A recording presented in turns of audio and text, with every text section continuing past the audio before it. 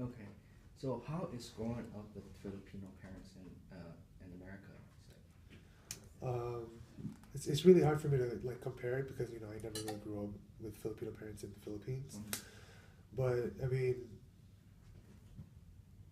cause my grandpa more so raised me, cause my mom had to work, Uh-huh. and keep in mind my dad wasn't here yet. I think he like I said he went here when I was like 4 or 5. Mm-hmm. So you know to really say my parents raised me. Mm-hmm. Well, it was more so my grandpa, Mm-hmm. because being a single parent for 2 children at the time, while waiting for my dad was difficult for my mom. But she had to work, you know, and my grandpa, like basically he's the one that really like took me to places like the beach. He took me fishing. He took me when I was living at Pacifica. Mm-hmm. He took me to the donut shop. Mm-hmm. So, but when my mom would come home, she was pretty strict, right? Mm-hmm. My grandpa was more lenient with me, Mm-hmm. so I was able to like get away with a lot of stuff. Mm-hmm. But I can't. My mom, I guess in the traditional sense, if I like mess up, if I do something wrong, it's either the belt or the slipper, right? Um, so yeah, it was very strict going up with my parents, but like as far as my grandpa, it was it was like more lenient. Mm-hmm. Would you consider yourself a Filipino or Filipino American? Because there's words going around like, "Oh, I'm Filipino American" or "I'm Filipino," because they're different. People believe in different wordings Right. to consider yourself. What would you consider yourself?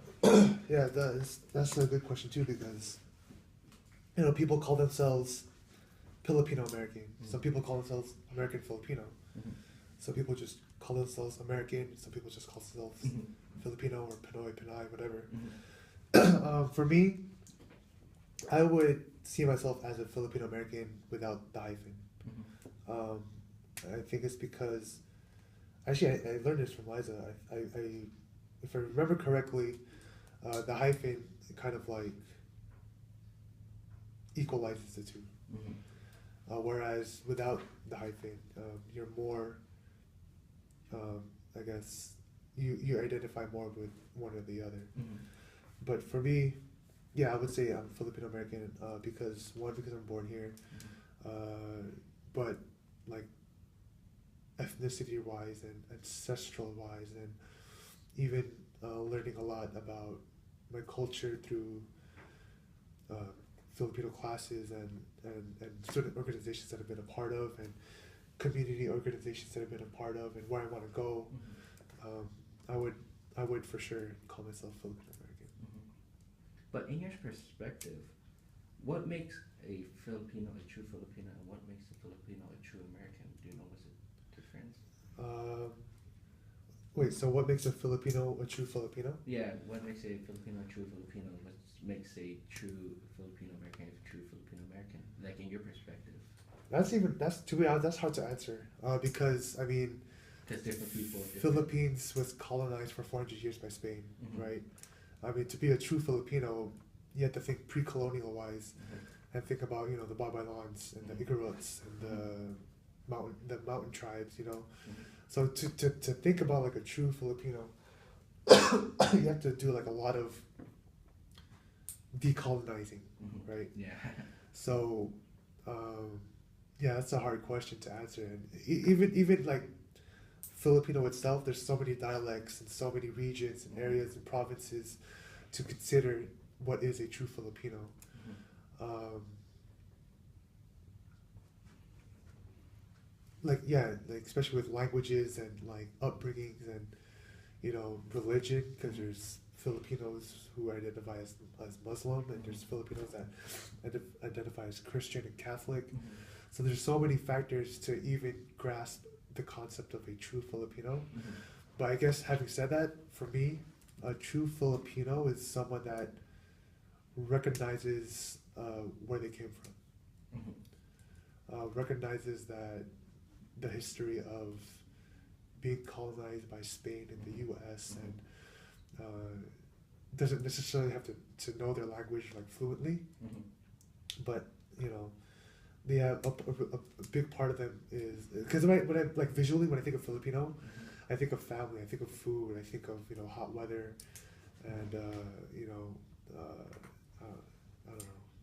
traditions like Manopo and all that stuff, and like I guess transitioning to Filipino American. Oh man, I do think about people born here. You could be Filipino American, immigrated, like like immigration wise, right? But I do think of when I think of Filipino American, I think of people being born here. For some reason, I think of not knowing who you are as a Filipino American through K through 12. Does that make sense? Yes. Like not knowing anything about Filipino. I don't know why, but that's just what I think of.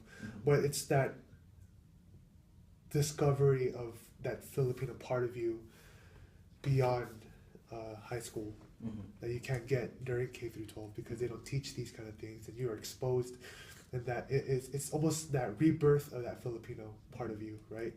When you take classes like Liza's class or the Kulantan class that I'm not sure that's at Skyline anymore, or PCN, or Rod's sociology class, or the language class. It's those moments of regaining something that you never thought you had, that wasn't given to you when you were growing up. It's using that as a source of empowerment and like really reclaiming your identity as a Filipino American, because like I said, there's that academic oppression where we're always, when we open a history book, what do we see?